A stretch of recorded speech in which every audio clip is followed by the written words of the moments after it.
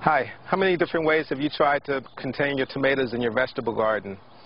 There are the cages, towers, those spiral things. There are a lot of different ways that I've tried in the past, but none of them have worked that well.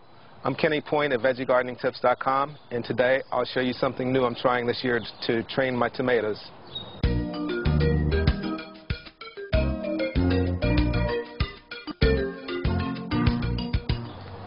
I'm sure everyone has seen one of these. It's a tomato cage, and this is how most people train their tomatoes to grow up. They just put the cage over top of the tomato and let the tomato grow on up.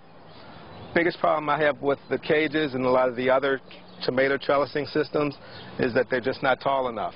If you look at this, this might be 5 foot high, but that much of it has to go into the ground. So once this is in the ground, not to mention how much of a hassle it is to try to get these that far down into the ground, but at that point, your cage is only up to about this level. I grow indeterminate heirloom tomato varieties, and these things get tall. They get at least this tall by the end of the season. And every year I have a problem with them. If I'm using cages, they just flop over, or they'll pull the cage down. I've tried to do things like add extensions onto the cages, but it's been a problem for me in my garden. So I'm done with the cages. This year I'm trying something new. It's a trellising system for the tomatoes, and it's pretty simple and easy to do. Something I discovered and found out about earlier this year at a pasta conference. But basically all you have to do is you start with the tallest post that you can find.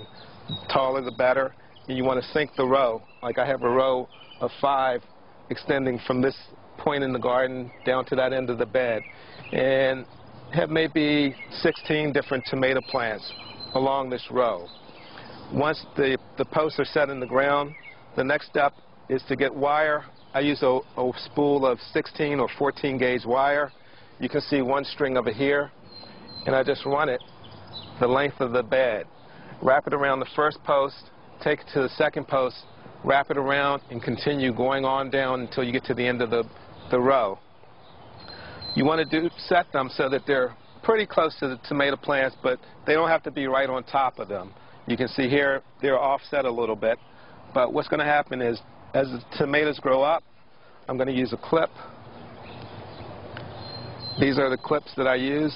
I got these from johnny's.com, but all you have to do is basically wrap it around the tomato plant in the wire, and then they snap in place.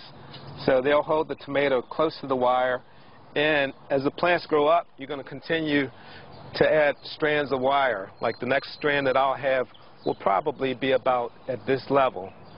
So this is going to be high enough to hold that plant until it grows up to here. It's still going to be growing pretty straight. When it gets to this point, there'll be another strand of wire coming across and going along the row the same way as the first wire, and I'll just repeat that same process. I'll have another clip, and I'll attach the tomato plant to the wire at this point, and that's going to hold it. I'll repeat the process again, maybe 3 weeks later as the tomato plant gets higher, and I can do it again and again until it reaches the top. Now the other thing that you want to be